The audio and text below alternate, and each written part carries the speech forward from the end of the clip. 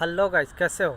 तो आज के वीडियो में दोस्तों मैं बताने वाला हूँ कि दुबई में अगर आप आते हो तो आपकी बेसिक सैलरी कंपनियाँ क्यों कम लगाती है। ये सब जानकारी हम लोग को वर्कर भाई को होना ही चाहिए कि आखिर बेसिक सैलरी कम लगाने का क्या कारण है, जबकि पैसा कंपनी उतना ही देती है। तो बेसिक सैलरी अगर कम है तो आपको क्या क्या नुकसान हो सकता है, प्रॉपर एक्सप्लेन करने वाला हूँ। क्योंकि नए लोग को ये सब चीज़ बेसिक, अदर अलाउंस, फूड का पैसा, ये सब शायद नहीं मालूम होता है। इसलिए मैं आप लोग को वीडियो बनाकर यहाँ का जो भी कन्फ्यूजन मैं वो दूर करने की कोशिश करता हूँ। क्योंकि ऑलरेडी खुद दुबई में दोस्तों मैं 12 साल से जॉब कर रहा हूँ, खुद मैं वर्कर हूँ। तो जो भी बताता हूँ दोस्तों रियलिटी के बेस पे बताता हूँ। तो एग्जैक्टली मैं बताऊँ, क्योंकि आपको मालूम है कि हर कंट्री में एक मिनिमम सैलरी का रूल पास हो गया। आपको मालूम है सऊदी में, ओमान, कतर, बहरीन, हर जगह पे, मतलब गल्फ़ कंट्री की बात कर रहा हूँ। बट अभी तक दुबई में बेसिक सैलरी का रूल पास नहीं हुआ कि कम से कम इतना सैलरी होना ही चाहिए। तो इसलिए यहाँ के कंपनियाँ वर्करों के साथ फ्रॉड बहुत करती है कि बेसिक सैलरी कम लगा देती है। तो इसके पीछे कारण क्या है, बेसिक कम लगाएगी तो हम लोग को क्या क्या नुकसान हो सकता है। तो स्टार्ट करने से पहले दोस्तों, चैनल पर नए हो तो चैनल को सब्सक्राइब जरूर कर लेना और बेल आइकन का दबा के ऑल पर क्लिक करना, क्योंकि जो भी मैं वीडियो बनाऊँ या वैकेंसी से रिलेटेड कोई भी वीडियो आए तो आप तक पहले पहुँच जाए। और दोस्तों मैं ज़्यादातर कंपनी से रिलेटेड वीडियो बनाता हूँ कि दुबई में कौन सी कंपनी अच्छी है, किस कंपनी में आपको जाना चाहिए, किस कंपनी में नहीं जाना चाहिए।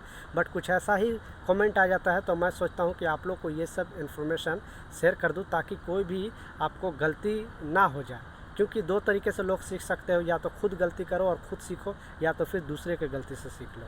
अगर दूसरे के गलती से सीखोगे तो ईजिली आप सीख सकते हो। इसलिए हम लोग यहाँ पे क्या क्या गलतियाँ कर चुके हैं दोस्तों, तो उस चीज़ से आप लोग भी सीखने की ज़रूरत है, ताकि पहले से आपको मालूम हो जाएगा। तो ये सब नॉलेज लेना चाहिए।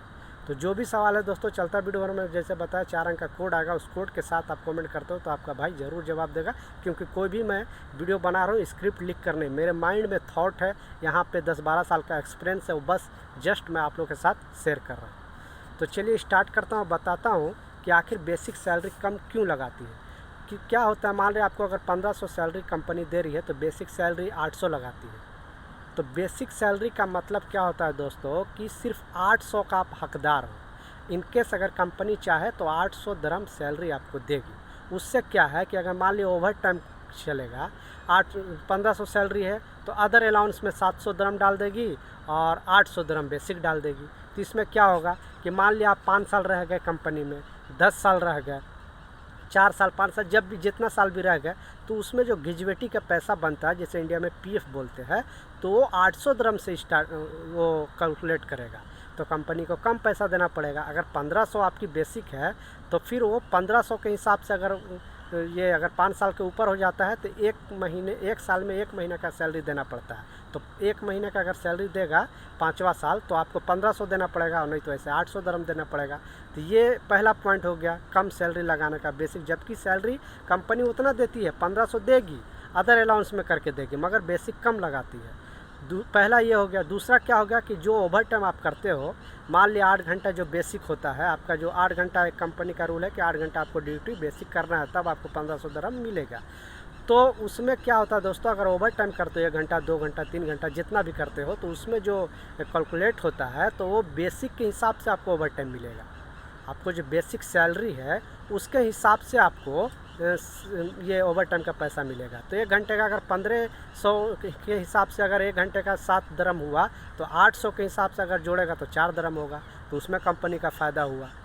2 पॉइंट हुआ। तीसरा पॉइंट क्या हुआ कि जब आप छुट्टी जाते हो, मान लीजिए 2 साल में छुट्टी गए, 1 साल में छुट्टी गए, तो जो ये लीप सैलरी होती है, लीप सैलरी जो 1 साल में 1 लीप सैलरी कंपनियां देती है हर वर्कर को। 2 साल में जाओगे तो 2 देगी, 3 साल में जाओगे तो 3 देगी। तो जो बेसिक होती है दोस्तों, बेसिक सैलरी वही देती है कंपनियाँ। तो अगर बेसिक अगर 1500 उसमें एग्रीमेंट में लिखा होगा तो 1500 देना पड़ेगा, और ऐसे 800 ही दरम देना पड़ेगा। इसलिए कंपनियां सबकी बेसिक सैलरी कम लगाती है। तो ये सब पॉइंट आप लोग याद करना। बहुत सारा लोग ऐसा कर देगा कि 2000 सैलरी लगा देगा, आपको 1000 बेसिक लगाएगा। तो ये सब चीज़ आपको याद रखना है। कंपनी को एग्रीमेंट के टाइम आप बोला करो कि हाँ 200 कम करो, 1800 सैलरी दे दो, मगर बेसिक मेरी 1500 होनी चाहिए, या जितना भी आप अफोर्ड कर सके, या जितना भी आपको मतलब कंपनी देने के लायक लग रहा है। तो बेसिक ज़्यादा से ज़्यादा कोशिश करो कि सैलरी मिलना चाहिए। बेसिक नहीं मिलने से आपको लॉन्ग टर्म पे बहुत नुकसान होता है दोस्तों। तो ये सब चीज़ मैं आपके साथ शेयर किया। ये सब चीज़ पर वीडियो कोई बनाता नहीं, क्योंकि उन लोगों को रियल जानकारी है नहीं।